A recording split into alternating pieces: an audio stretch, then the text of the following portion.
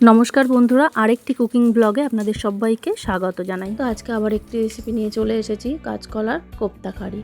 তো আমি এদিকে দুটো কাঁচকলা নিয়ে নিয়েছি, কেটে ধুয়ে নিয়েছি, আর একটা মিডিয়াম সাইজের আলু। আর এদিকে প্রেশার কুকারে আমি কাঁচকলা আলুগুলো দিয়ে দেব, দিয়ে প্রেশার কুকারের ঢাকনা আটকে একটা সিটি দিয়ে নেব।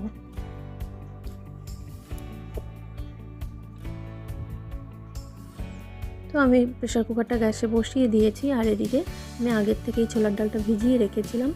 দুটো কাঁচা লঙ্কা, আদা কুচি আর ছোলার ডালটা দিয়ে আমি বেটে নেব।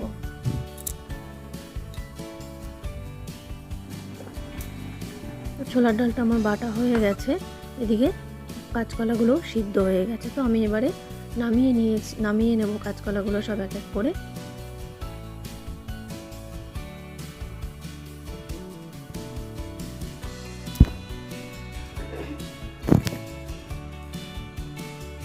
আমি কাঁচকলার খোসাগুলো আর আলুর খোসাটা ছাড়িয়ে নিয়ে একটা ম্যাশার দিয়ে ভালো করে ম্যাশ করে নেব।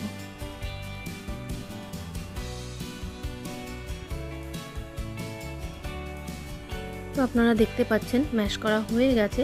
এরপর আমি বেটে রাখা ছোলার ডালটা দিয়ে দেব, আর দেব 2 চামচ বেসন, হাফ চামচ নুন, হাফ চামচ হলুদ, লঙ্কার গুঁড়ো হাফ চামচ, ধনে গুঁড়ো হাফ চামচ, গরম মশলা হাফ চামচ, কাঁচা লঙ্কা কুচি আর সামান্য ঘি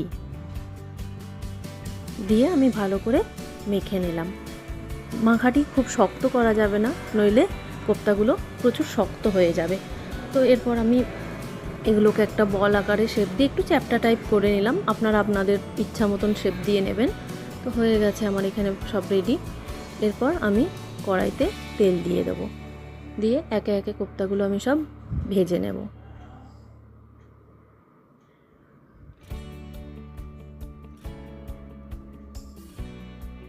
তো কোপ্তাগুলো এখানে সব ভাজা হয়ে গেছে, আমি তুলে নিচ্ছি। এরপর আমি 2টো মিডিয়াম সাইজের আলু কেটে নিয়েছি। তেলেই 2টো তেজপাতা, 2টো কাঁচা লঙ্কা আর জিরে ফোড়ন দিয়ে দিলাম, দিয়ে আলুগুলো আমি সব দিয়ে দেব। আলুগুলো যতক্ষণ ভাজা হচ্ছে আমি এদিকে মশলাটা রেডি করে নেব।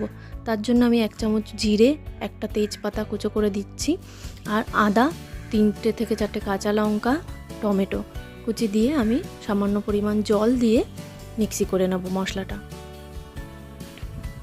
তো আপনারা দেখতে পাচ্ছেন এদিকে আমার মশলাটি রেডি হয়ে গেছে, আর আলুগুলো প্রায় ভাজা হয়ে গেছে। এরপর আমি হাফ চামচ মতন নুন আর হাফ চামচ হলুদ দিয়ে মশলাটা দিয়ে দিলাম, দিয়ে আমি ভালো করে কষিয়ে নেব।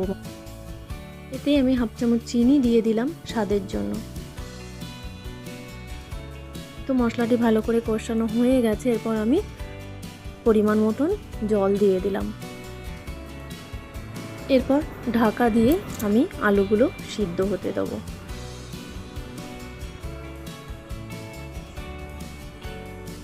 তো আপনারা দেখুন আলুগুলো কত সুন্দর সিদ্ধ হয়ে গেছে। এরপর কোপ্তাগুলো আমি সব দিয়ে দেব, দিয়ে ভালোভাবে ফুটতে দেবো।